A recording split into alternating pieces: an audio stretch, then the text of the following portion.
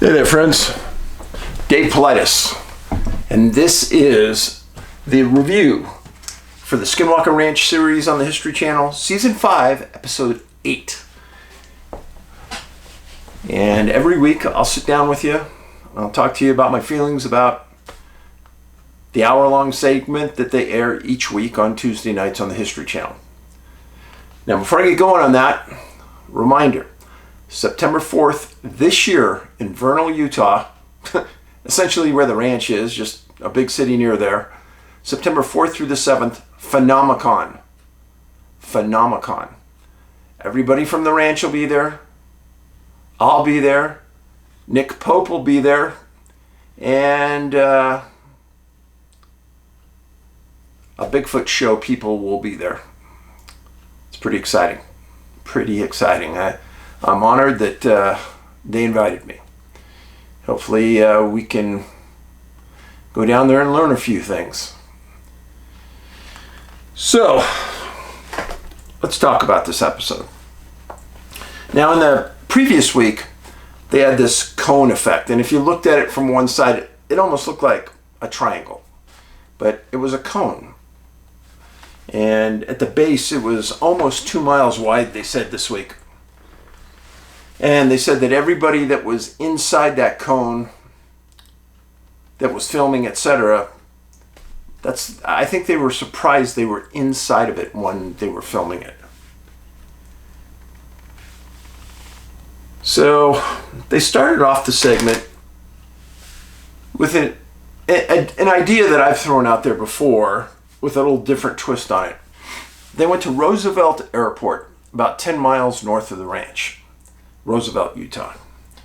They have a little small airport there. And they walk up to like an acrobatic plane, a biplane, a small one, 2-passenger.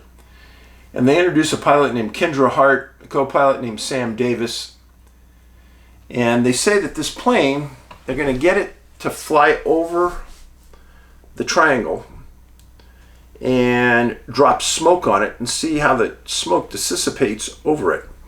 Kind of like my idea of dropping some kind of flour, diatomaceous earth, some kind of powder over it and see if it sticks. See if it defines it in some way. Now, when you put a plane up over it, you have the inherent risk that something is going to go wrong with the plane. Because something goes wrong with everything mechanical there. That's why I still like my idea better of putting a hot air balloon over the top of it and use that as the base station to drop from. And if I was in that balloon, I would definitely have a parachute on just in case, but I think a balloon would be, I don't know, much more effective. Less things to go wrong, per se. So they decide that they're also going to put up Brandon Fugal's helicopter. His brother's flying it. It's going to kind of sit off to the side as the plane flies over. It's going to film and see what happens and what they can see from the air versus what they're seeing on the ground.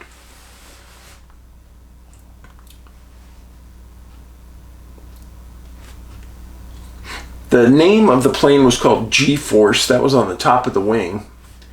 And they had a high-speed camera. And Travis said it was taking hundreds of frames per second. And the idea was to take those type of photos of the anomaly and see if they could catch anything going by. So the plane approaches, and as it's coming by, they said, okay, start dropping your smoke. Well, if you've been to an air show, you know these acrobatic planes can dump a lot of smoke. That was the idea. So the first pass, the female pilot says, okay, dropping smoke now. And you can see it, just a couple of wisps at the back, hardly anything, and then it just goes away. And the guys on the ground comment saying, hey, did you drop the smoke? Yeah, well, we didn't see really anything. And she goes, let me go back around. And she makes a big wide turn, comes back, drops the smoke again. Same thing. A couple of little wisps out the back. Obviously something's not right. And helicopter's still watching, nothing's going on. Eric's in the command center monitoring. And while this is going on, they're getting a signal again at 1.6 gigahertz at the triangle on the spectrum analyzer. Now this is where it gets even more weird. So an alternator on a car or on a plane is what charges the battery as the motor's being operated. And on that second pass, the plane says that they're having trouble with their alternator. It was being intermittent. It wasn't working right. Doesn't surprise anybody who's followed the ranch. Anything there mechanically will go wrong eventually. Sometimes sooner than later. So there's conversations with the plane. Hey, if you think you have to take it back to the airport, go ahead. We understand, blah, blah, blah. Travis is monitoring this 1.6 gigahertz signal. Plane turns around. She goes, hey, I think we'll be okay. Let's make another pass. They're about ready to make another pass, and then there's talk between the pilot and the co-pilot. And the co-pilot tells the pilot that they're having fluctuations on their oil temperature. Oil on a plane, super important. Because if that oil isn't there, it gets too hot, you can blow the engine, and then you have no power. Well, then they start saying that the fluctuations are significant, and they said, that'll do it. We've got to go back to the airport. So they turn and they fly 10 miles to Roosevelt. Does any of this surprise me? Not a bit. Is any of it suspicious? Not a bit. And why is that? Because in every mechanical thing that they bring onto that ranch, something will always happen. And it's as though the entity at the ranch has a far bigger control over what happens around it than we do.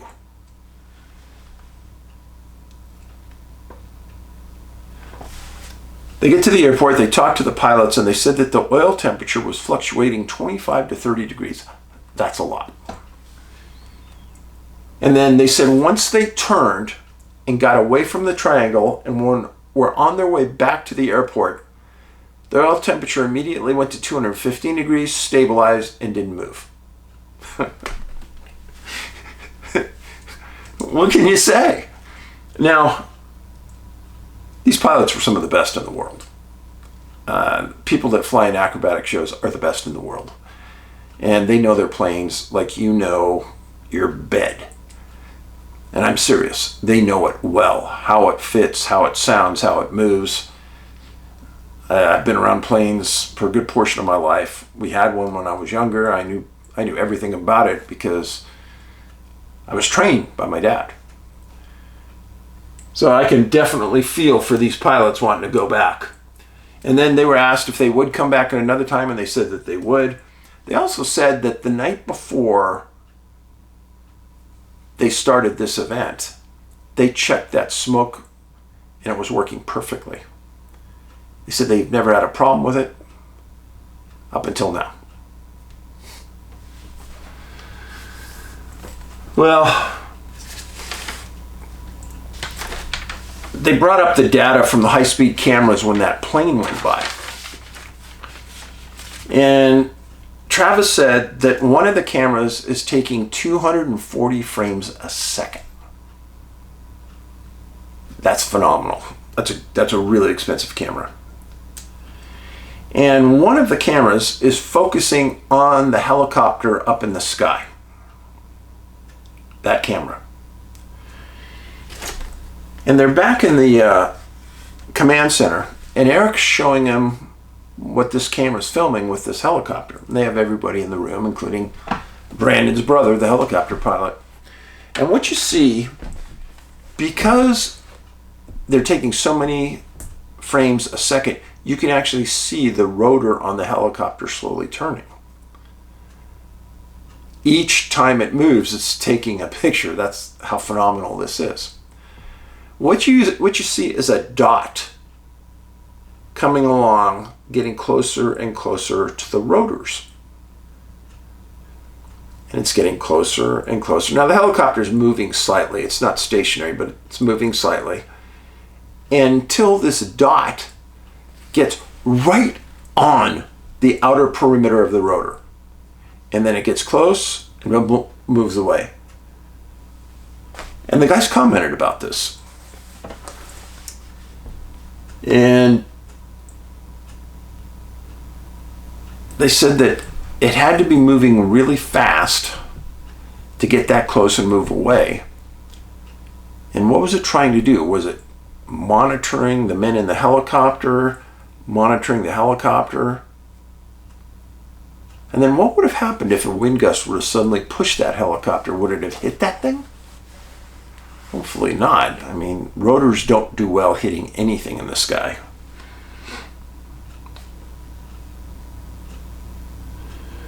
So they then go back into the triangle area at night. And they're going to do what they do best, shoot rockets.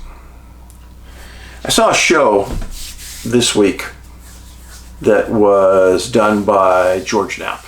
And he filmed Travis. And they talked about shooting rockets. Poking the bear.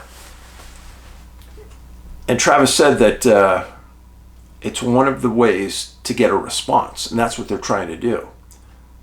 If they can replicate a response, figure out where the response is coming from, etc., etc., etc. Now, TV is only good if you can see something happening on it. So the rockets going into the air is a good visual. If there's something around the rockets subsequent to the launch, that's good too. And so that's one reason why I'm sure Prometheus is allowing this to go on as long as it has. I don't know, because it's unclear to me, what they're learning each time from these rocket launches. I don't think they're really learning much more, other than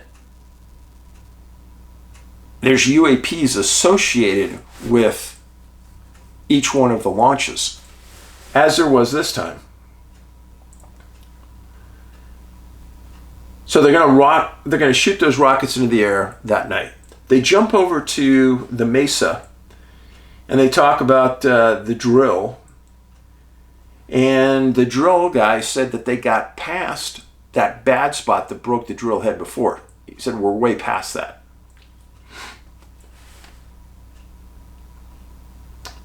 So they said that they were going to put instruments in those drill holes between this massive object that's in the middle of these drill holes and monitor frequencies between the two holes.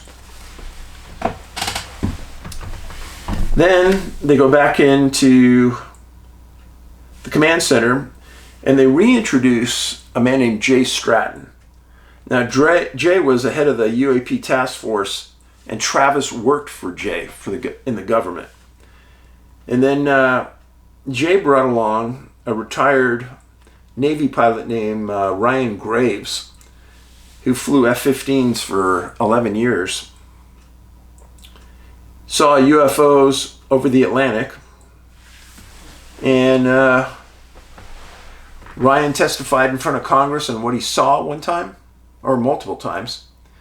Stated that he was off of Virginia Beach in a Hornet squadron. And he started seeing objects on his radar. And he said that he could close within 500 feet, but they could never see it with their eyes. They could only see it on their radar screens. Just like at the ranch.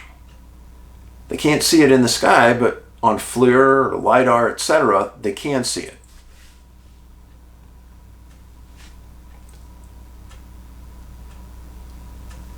Then they showed Ryan the footage of the UAP flying near the helicopter blades. And Ryan made a comment that I think Eric liked a lot. He said, it's obviously navigating on its own accord. So, meaning, it's under intelligent control. And I'm not sure how far advanced these things are, but to play games with rotors like that one did, and getting so close as it did, I'm not sure any human with an ounce of intellect would do that. But maybe their technology is so advanced that they could get within inches of it as it's rotating. And if there is some type of event that pushes it, it also pushes the UAP. And Ryan made a comment. He said there was no obvious propulsion system, no exhaust. He said in the military, nobody wants to talk about this. And then Travis talked about in 2022, they did a drone swarm experiment.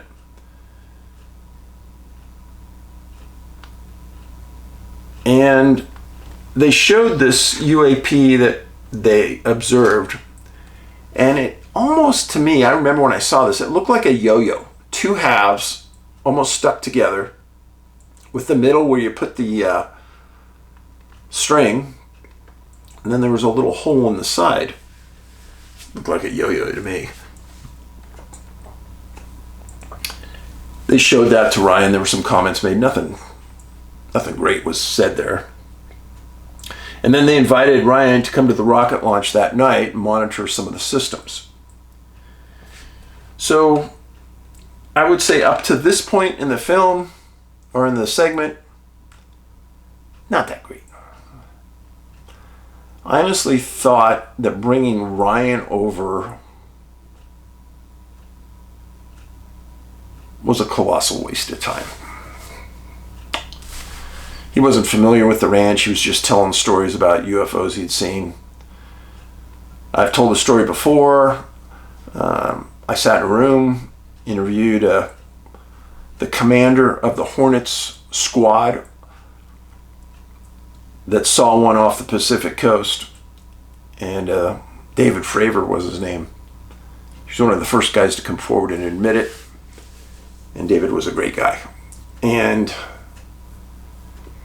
I don't know. I would have, just because David is the commander of all the Hornets on the Nimitz, I think he would have been a great guy to have on. Not that Ryan wasn't. Ryan was okay, but I don't know. I just thought that 15 minutes was boring. I'm sure it wasn't to most of you, so I don't want to taint it, but personal thoughts. So they go back out to the field, and they're going to shoot rockets simultaneously. They've got a LiDAR up. They got drones up. They've got a total of 16 rockets to shoot that night. They wanted to figure out what this cone thing was that they had the week earlier. And they made it a point to say that they had an infrared LiDAR and a FLIR. So even though you couldn't see something with your eye, those instruments should be able to pick up anything. And Caleb had the LiDAR drone. First one was they shot 8 rockets at once. 3 rockets landed in the field. A couple of shoots didn't deploy accurately. And then the weird thing was, and they made it a point to say this, that now they get shot simultaneously. One rocket was blown north and one rocket was blown south. And they made it a point to say that was odd. And I gotta agree, that is odd. They're traveling at the same speed in essentially the same place. You'd think the wind would have taken them to the same spot.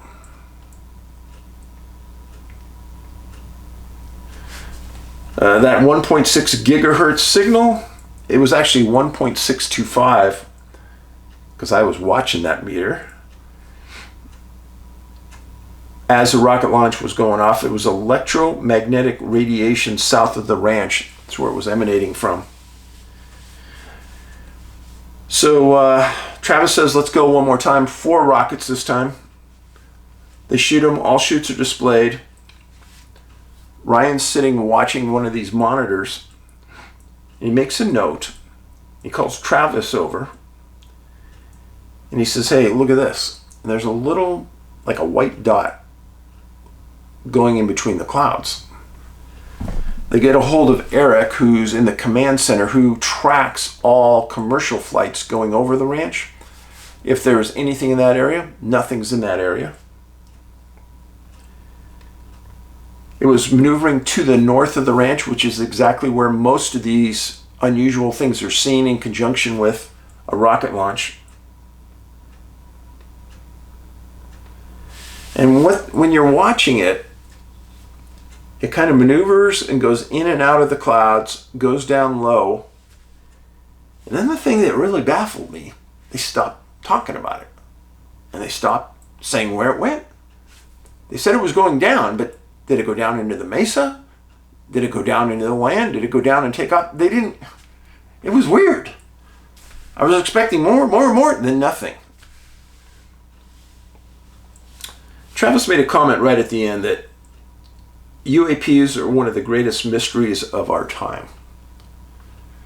I was at a conference recently, and this person who was UFO expert and said, when you start hearing UAPs, the military is using that term for drones.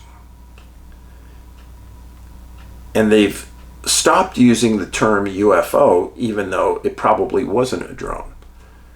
So the encouragement was at this conference, don't use the word UAP, continue to use the word UFO, because you don't know if that's a drone or not. But I find it fascinating that they want the military pilots to use UAP when they discuss these things. So then my question is, what Ryan saw when he was a pilot, he called it a UAP. Was it a drone? Was it just a UFO? What was it? But because I know a lot about this, they've seen a lot of these UFO type off of North Carolina and South Carolina when the military is training. The same things being seen off of San Diego in the Pacific Ocean when the Navy trains. It's almost as though something, someone, somewhere is monitoring our military. So then my question comes in, do these things follow them out from their base, San Diego, say? Norfolk, Virginia? Or are these things out in that water where they're going, and then when the ships get into that area, it disrupts them and they start tracking them? I don't know. And nobody's saying anything about it either. Now, one thing that Fravor told me about the UFO he saw, it was hovering right off the water, very close to the water, disrupting the water. And then when he came down flying at it, it's sitting here on the water, and he said, I just went straight at it. And he said, that thing went so fast, straight up. He goes, I never saw it. He said the Nimitz command center said, Commander, that's, I forgot what it was, 10,000, 20,000 feet now up in the air hovering. He said, you're kidding.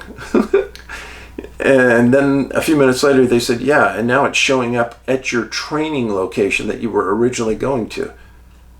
And he told me, he goes, how in the heck did they know that? How did they know where our training was? So, it's unusual. I wish I could say more upbeat, positive, enlightening things about this segment, but I don't know. It was worth watching. I like seeing Ryan. I like hearing his stories. It was too long. But there really wasn't any big epiphany moment like there was last week with the cone. And I understand there can't be one of these every week.